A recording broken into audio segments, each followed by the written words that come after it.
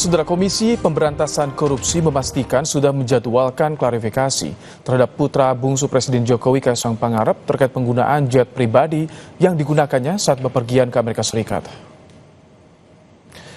Ketua KPK Nawawi Pomolango bilang Kaisang tidak bisa dipandang sebagai individu biasa karena publik sudah memahami peran dan posisinya. Nawawi menyebut Direktorat Gratifikasi dan Direktorat Pengaduan Laporan Masyarakat telah diperintahkan untuk melakukan verifikasi kasus ini. Ia juga menyatakan telah meminta jawaban dari Direktorat LHKPN terkait pihak-pihak yang akan dipanggil untuk klarifikasi.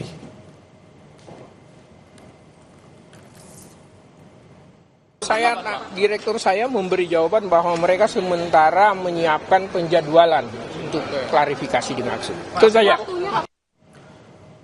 Mantan Menko Polhukam Mahfud MD angkat bicara perihal polemik penggunaan jet pribadi putra bungsu Presiden Jokowi Kaisang Pangarep bersama sang istri Erina Gudono ke Amerika Serikat. Mahfud menyebut penggunaan jet pribadi Kaisang ke Amerika Serikat seharusnya bisa segera dilakukan penyelidikan karena meski Kaisang bukan pejabat negara, namun ia merupakan anak dari Presiden Republik Indonesia. Mahfud menduga KPK dalam kondisi gamang dan mengulur waktu untuk mengusut dugaan gratifikasi terhadap Kaisang. Saya lihat memang KPK masih gamang juga ya. Iya. Yang bicara sekarang tinggal Pak Alek, yang lain bersembunyi semua tuh. Pak Alek itu agak terus terang terbuka ya. Nah, sedangkan juru bicaranya juga melipir gitu. Kami tidak berhak memeriksa lah, tidak bisa apalah gitu. Harusnya ditegaskan kami panggil, kan boleh KPK itu memanggil. Kelihatannya dia menunggu waktu untuk berhenti aja, kamuflase. Oh, buying time. Kayaknya buying time karena udah mepet, untuk udah mau berakhir. Bicara gitu. Oh, kan ya? Yang berani tinggal satu sekarang. Yang lain kan udah hilang tuh. Mana tuh Pak Nawawi, Pak Pomolango. Pak Nawawi jarang kita lihat. Pusat Kajian Anti Korupsi UGM Yogyakarta, Pukat UGM menantang KPK untuk berani menangani dugaan gratifikasi jet pribadi putra bungsu Presiden Joko Widodo, Kaisang Pangarep. Peneliti Pukat UGM bilang gratifikasi umumnya diberikan bukan pada penyelenggara negara, melainkan pada keluarga atau kerabat.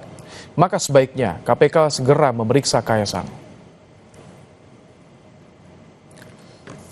Menurut saya yang harus dilakukan oleh KPK adalah segera, secepatnya menyampaikan surat undangan kepada Kaisang untuk dilakukan pemeriksaan ya mengenai benar atau tidaknya dugaan gratifikasi yang diterima oleh Kaisang. Betul, Kaisang ini bukan merupakan penyelenggara negara, tetapi sekali lagi Kaisang ini adalah anak seorang penyelenggara negara, anak seorang presiden, sehingga KPK tidak boleh melewatkan begitu saja jawaban tentang Kaisang bukan penyelenggara negara tersebut. Dua, KPK tentu dapat melakukan investigasi, ya, melakukan pengumpulan data-data, informasi, keterangan, alat-alat bukti ya mengenai perjalanan yang dilakukan oleh Kaisang menggunakan jet pribadi tersebut. Menanggapi rencana pemanggilan putra bungsu Jokowi Kaisang Pangarep oleh KPK soal dugaan gratifikasi jet pribadi, Wakil Ketua Umum Partai Golkar Aceh Hasan Sajili bilang Kaisang tidak bisa dikaitkan dengan objek penerima gratifikasi karena bukan penyelenggara negara. Sendiri kan bukan sebagai penyelenggara negara, jadi sebagai seseorang yang bukan penyelenggara negara tentu beliau ya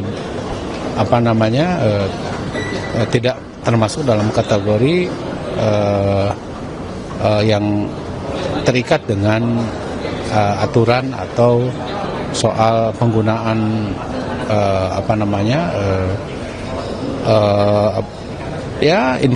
sesuatu yang sifatnya misalnya bisa mengikat kepada para penyelenggara negara itu. Pemanggilannya sekiranya akan dipanggil KPK menjadi tindakan yang aneh atau seperti apa? Iya, kita kembalikanlah kepada aturan yang berlaku ya. Sejak viral konten pelesiran ke luar negeri menggunakan jet pribadi, Kaisang Pangarep dan sang istri Erina Gudono seolah menghilang dari media sosial. Keduanya belum mengunggah konten lagi sejak unggahan terakhir di Instagram pada 17 Agustus lalu. Unggahan naik jet pribadi dan sejumlah unggahan lain yang selama ini jadi sorotan juga sudah tidak tampak di IG Story Erina. Nama Kaisang kembali disorot setelah KPK berencana mengundangnya untuk dimintai klarifikasi soal jet pribadi. Komisi Pemberantasan Korupsi tak kunjung meminta klarifikasi putra Presiden Jokowi Kaisang Pangarep terkait asal-usul pesawat jet pribadi yang digunakannya pelesiran ke luar negeri bersama sang istri Erina Gudono. Sementara makin menguat desakan agar KPK mengusut dugaan gratifikasi bahkan dugaan korupsi di balik jet pribadi Kaisang Pangarep. Benarkah KPK gamang dan apa yang harus dilakukan oleh KPK agar publik tidak menangkap keraguan dalam menindaklanjuti kasus jet Kaisang ini? Sudah ada, saudara, bersama kami Ketua Umum Lingkar Nusantara Hendar Samarantoko dan pengajar hukum di Sekolah Tinggi Hukum Indonesia Jentera, Bivitri Susanti. Selamat petang, Bang Hendar Sam, Mbak Bivit. Petang. Selamat petang. Baik, selamat petang. Baik. Mbak Bivit, tadi kita simak dari Ketua KPK sudah menjadwalkan klarifikasi pada Kaisang. Anda melihat ini progres yang positif yang dilakukan KPK? Kalau memang sudah dijadwalkan, ini positif ya, karena memang ini yang kita sekarang belum tahu nih hasilnya nanti di ujungnya seperti apa, kita belum tahu. Tapi seperti yang tadi dinyatakan dengan jelas, publik nih harus melihat apakah ada pilih-pilih dalam penegakan hukum atau tidak. Apalagi KPK banyak disorot. Jadi begitu sudah ada panggilan ini, harus sangat serius, karena konstruksi bahwa misalnya dia bukan penyelenggara negara, kan kita harus kaitkan juga dengan jabatan ayahnya, karena begitulah caranya gratifikasi bekerja biasanya, tidak langsung ke orangnya, tapi sangat mungkin kepada sanak keluarganya, sahabatnya, dan lain sebagainya. Dan jangan lupa Kaisang juga ketua partai PSI, jadi bisa juga kita lihat dari segi itu misalnya. Nah, tapi bahwa sudah ada panggilan ya, maka berikutnya yang harus dilakukan adalah secara serius dicari, masa sih anak presiden bisa menghilang seperti ditelan bumi, kan nggak mungkin. Nah, jadi jangan hanya panggilan biasa, tapi juga harus secara aktif ditindaklanjuti terus sampai benar-benar ada klarifikasi-klarifikasi yang terbuka juga kepada publik. Jadi publik bisa menilai langsung apakah KPK ini serius atau tidak. Karena kita sekarang wajar saja jika kita punya banyak sekali keraguan, karena KPK hari-hari ini memang move-nya seringkali dipengaruhi oleh keputusan-keputusan politik. Baik, Pak Hendar Sam, bagaimana Anda melihat soal komitmen dari keluarga Jokowi pada proses hukum, penegakan kasus hukum, terutama sorotan yang saat ini tertuju pada Kaisang Pangarep? Ya, memang saat ini kan banyak sekali serangan-serangan, ya kan, narasi-narasi negatif yang ditujukan pada Pak Jokowi dan keluarganya, ya. Dan itu kita melihat berjalan secara masif dan cukup sistematis ya. Nah, cuman saya melihatnya seperti ini. Apa yang dilakukan oleh KPK untuk melakukan klarifikasi itu adalah langkah yang tepat untuk menghindari polemik-polemik dan dugaan-dugaan yang ada terjadi di masyarakat. Yang ketiga juga, kita juga tidak boleh menyandera KPK, ya kan. Bahwa KPK selama ini bertindak di atas di bawah kekuasaan politik dan lain sebagainya. Biarkan KPK bekerja dengan profesional, ya kan, melihat apakah memang benar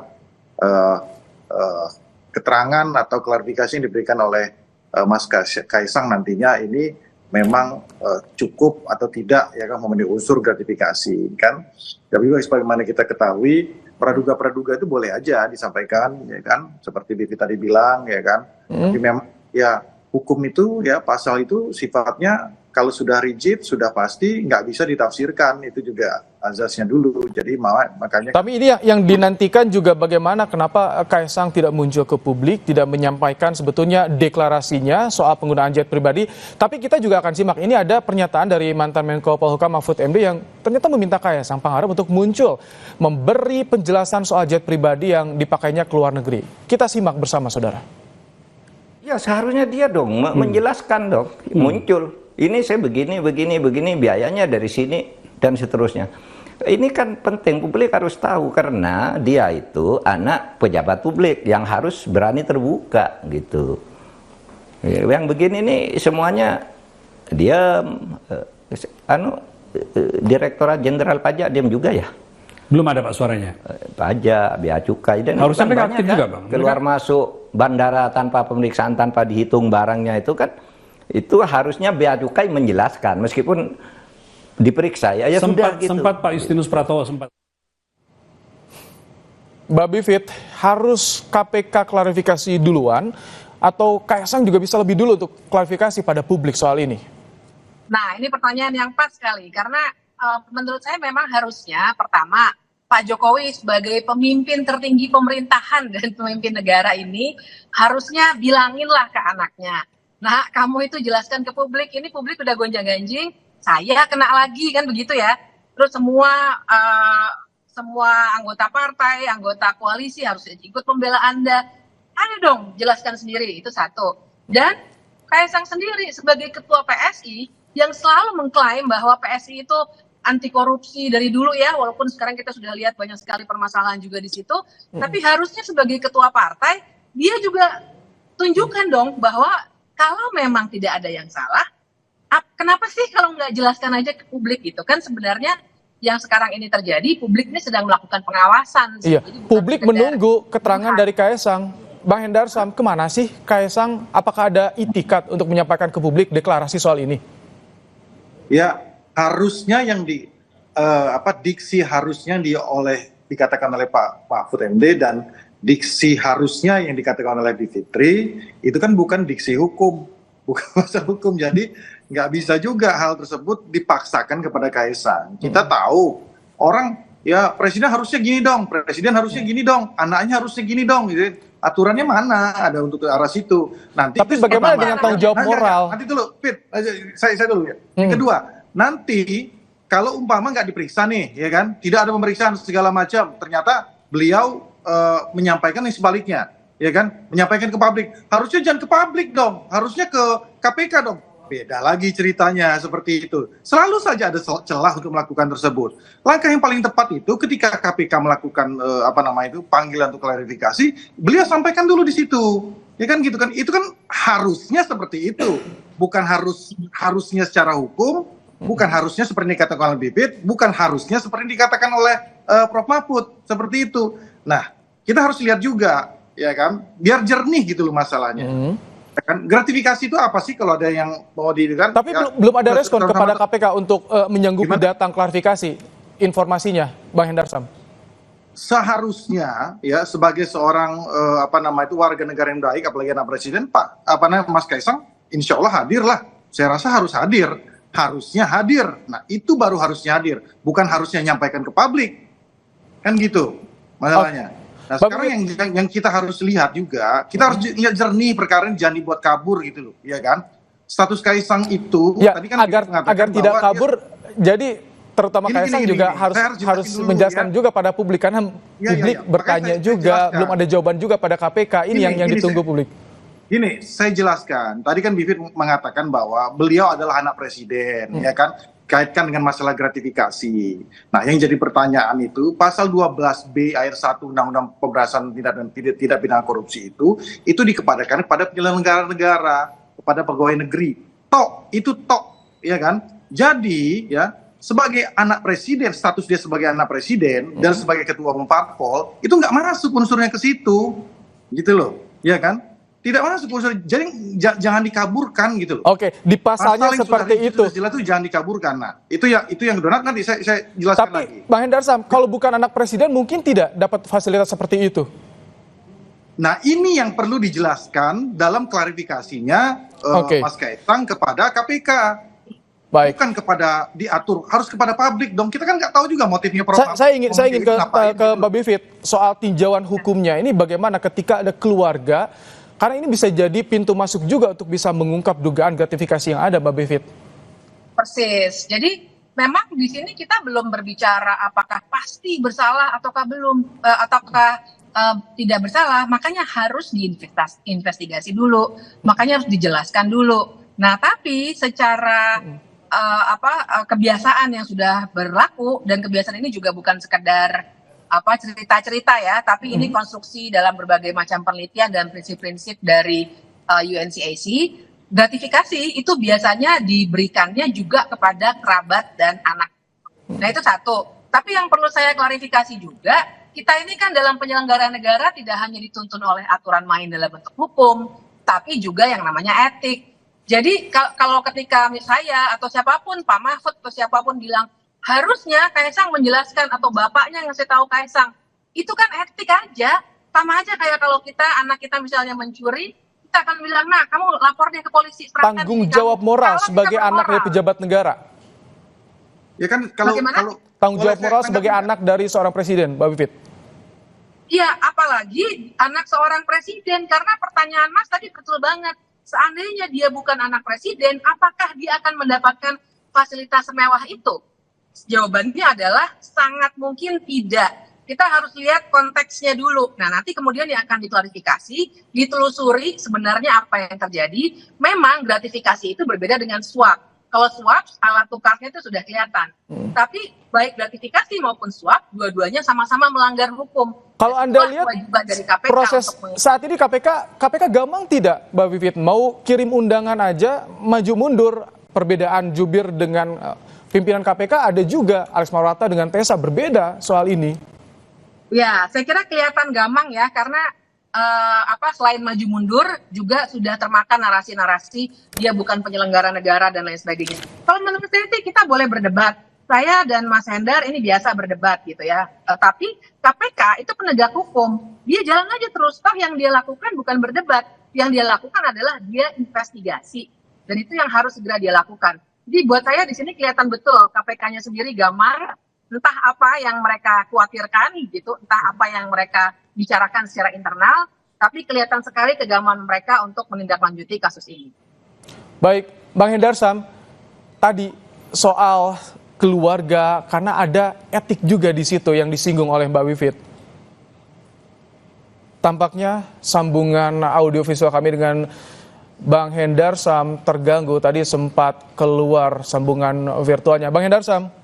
Iya, gimana? Tadi disinggung soal ini ada etik, tanggung jawab moral juga sebagai anak presiden, Bang Hendarsam. Jadi perlu juga menyampaikan.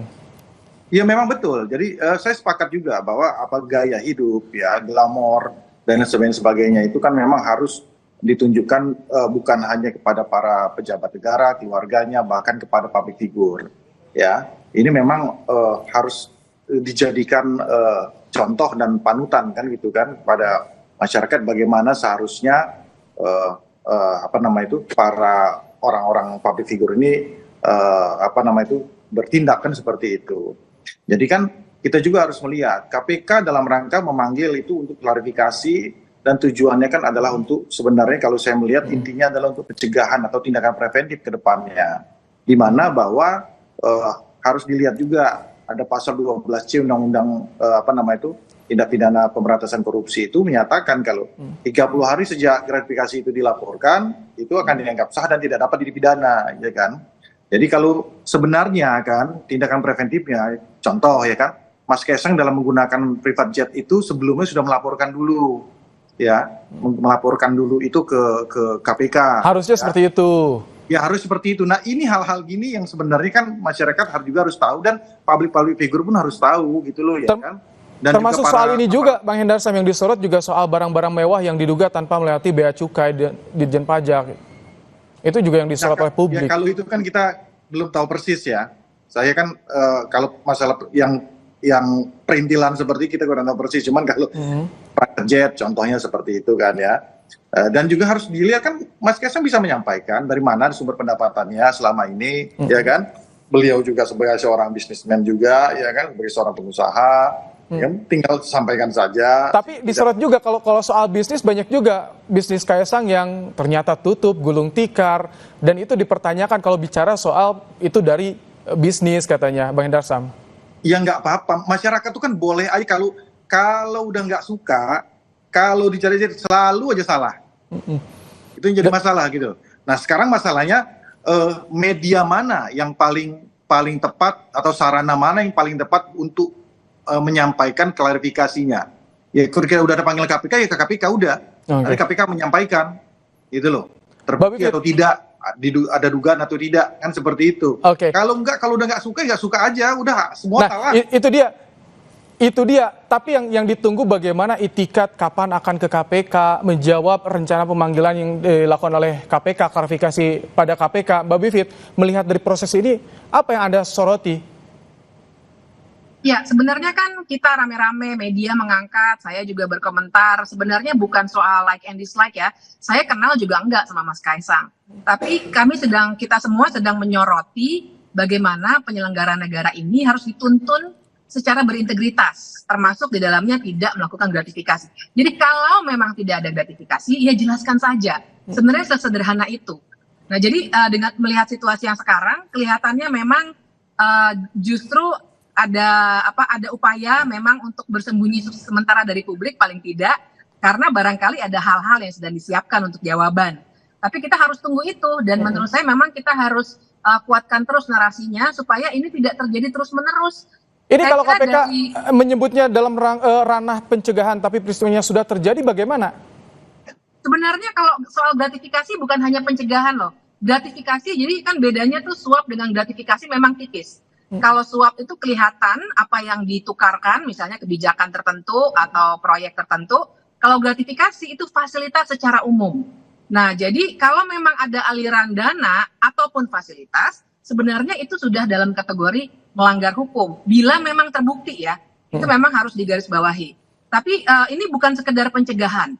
Ini memang penindakan juga yang akan juga punya dampak ke depannya supaya jangan lagi ada yang serupa. Tapi kalau tadi bisa ada penindakan. Oke, selain di KPK, kalau misalkan Kaisang kepada publik menyampaikan declare soal ini, itu untungnya buat Kaisang apa? Apakah bisa langsung clear masalah ini, tak menjadi bias lagi atau bagaimana?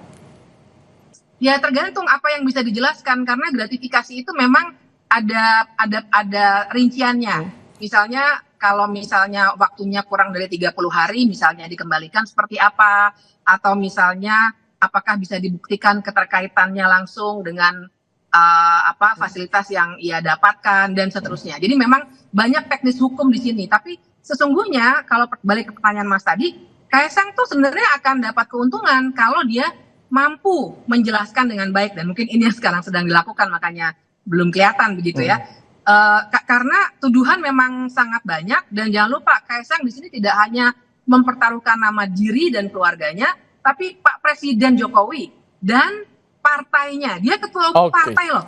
Baik. Itu yang kita harus tekankan. Bang Hendarsam, ada informasi nggak sih Kaisang di mana sih saat ini? Apakah ada rencana menjawab undangan klarifikasi dari KPK? Kapan? Ya masalahnya saya sama Mas Kaisang juga nggak kenal lama gitu loh, jadi saya juga nggak tahu beliau berada di mana ya kan. Cuma saya pengen supaya masalah ini jernih ya, masalah ini jernih, masyarakat tuh harus tahu ya kan, undang-undang tindak pidana korupsi itu terkait dengan masalah gratifikasi itu seperti apa, ya praktek-prakteknya juga seperti apa, yang bisa dikenakan kepada mereka-mereka itu subjek hukumnya siapa-siapa saja, apakah anak presiden, apakah ketua umum parpol itu merupakan subjek hukum daripada undang-undang pasal 12B ayat 1 undang-undang pemberantasan tindak pidana korupsi tentang gratifikasi ini atau bukan kan bukan. Nah ini ya pencerahan-pencerahan gini loh yang harus tugas saya ya sebagai salah satu praktisi hukum untuk menjelaskan dan mengklirkan masalah ini supaya tidak kabur masalahnya. Sudah diberikan ruang untuk klarifikasi di KPK, sudah dijadwalkan juga kata Pak Nawawi. Kita akan tunggu bagaimana iktikat baik dari Kaisang untuk klarifikasi soal ini. Terima kasih Bang Hendarsam, Ketua Umum Lisan. Terima kasih. Ya, dan juga Mbak Bivit. Terima kasih telah bergabung di Kompas Petang sore hari ini. Usai jeda, saudara, salah satu guru besar Fakultas Kedokteran Undip membantah adanya dugaan pemalakan senior terhadap dokter muda Aulia di program PPDS jurusan anestesi. Uang puluhan juta rupiah tersebut disebut sebagai iuran perangkatan.